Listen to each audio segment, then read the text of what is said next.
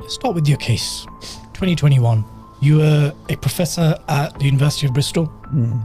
You made some comments with regards to Zionism, anti-Semitism. What were the exact comments in question that led to the initial firing? Well, I mean, this is a 3-year story. So I started at... Give us some snapshots. I started at Bristol in September 2018. I won't take too long. And in February 2019, I gave a lecture on Islamophobia. For, I don't know, 3-4 minutes. And you can tell exactly how long it was because the Jewish News leaked a recording of me talking about the Zionist movement, where I talk about the role of the Zionist movement in promoting and spreading Islamophobia. Now, this is research which we had carried out, especially starting off with the Henry Jackson Society, well-known Islamophobic think tank, and we'd looked at the top 13 funders that we could find evidence of, and 12 of the 13 turned out to be Zionist foundations run by Zionist families, rich Zionist business people. And so we said, look, there's a specific role in pushing Islamophobic ideas on the public and on government for the Zionists, and we need to talk about this. Now, at the time, I hadn't really any idea of what Zionism was or what the movement was, and it was only because we had this empirical finding of these people pushing Islamophobia that we started to investigate it. You're saying up until 2018-19, you didn't understand the extent? No, we did the research in 2009, 10, 11. So sorry. And so as a result of that, I started investigating Zionism, and that's what got me into bother. And so in February 2019, I do this lecture, and a couple of students, apparently anonymously, approached the Community Security Trust, who complained to the university, which rejected the complaint because they're not a student. So the CST immediately got onto the Union of Jewish Students in London, the umbrella body, and they then recruited the president of the Bristol Jewish Society, which of course is a former member of the UJS, and as a result of that is a former member of the Zionist movement because they're affiliated. Very coordinated. They're coordinated, yeah. And so they submitted this complaint. The complaint was only accepted from the president of the Bristol Jewish Society because she was a student. Not my student, never been to any of my lectures, and she admitted in the investigation she'd never even spoken to anyone who'd been in my lectures, right? So she had no idea. But so she submitted this complaint, they rejected it, the internal system rejected it and said there was no case to answer, that I wasn't anti-Semitic.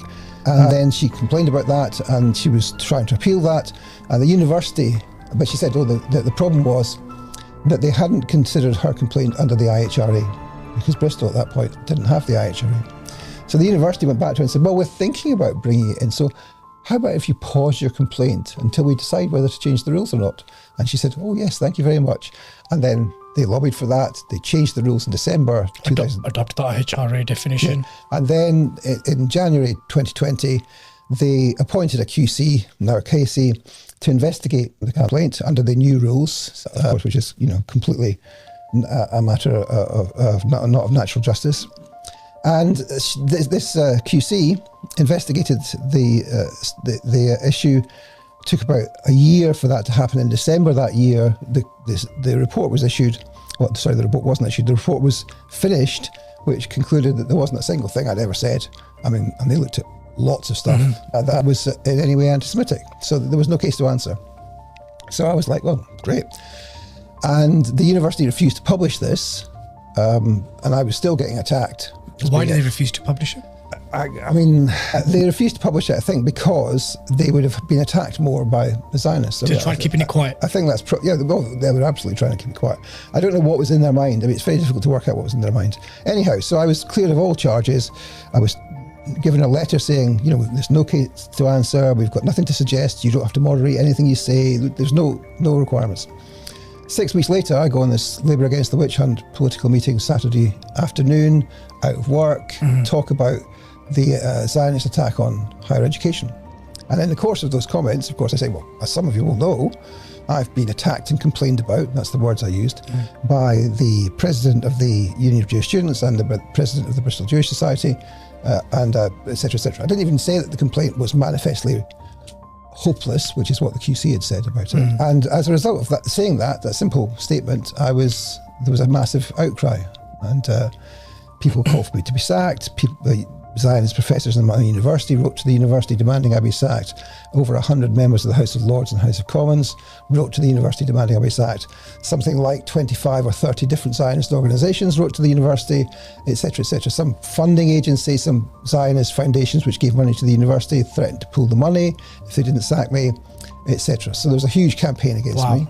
There was no complaint against me. No one made a formal complaint. Not a single student made a complaint. Just pressure to sack you. Just pressure to sack me. So the university unilaterally had another investigation. But this time, they only gave the issue about anti-Semitism to the QC, who again concluded that I hadn't said a single thing which was anti-Semitic, etc. But they also had a retired professor investigate me who concluded that I had upset some students and that probably wasn't a good thing. And then as a result of that, they sacked me. And that was in October 2021. What's the legal case right now? So I took an appeal with the university, they rejected it. And then I lodged an employment tribunal case in 2022 sometime, and it came to court on the 16th of October last year. So 9 days after the launch of Al-Aqsa Flood. Right? And that was really very, very interesting in terms of what happened. And so we had several days in court. I was in the witness box for 2.5 days. The university had 4 witnesses.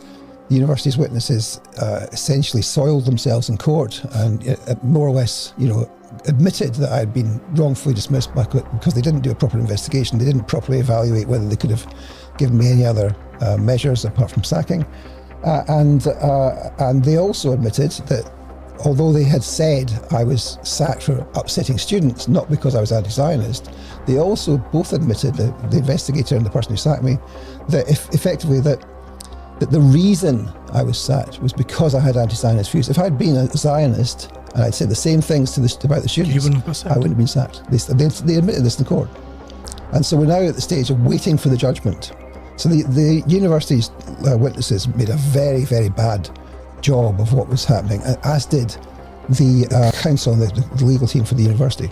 We're waiting now for the judge and the panel. There are 2 other lay people in the panel, one a trade union rep and one a boss's rep.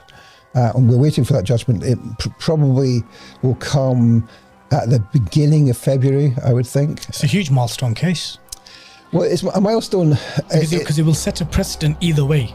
It's a milestone, not in the sense of whether I was wrongfully dismissed, right? It's a milestone in terms of the question of my anti-Zionist beliefs, because that's a key second element of the case. I'm saying that I was sacked because I was an anti-Zionist and because I manifested the beliefs of being an anti-Zionist, which is contrary to the Equality Act of 2010, where beliefs are protected.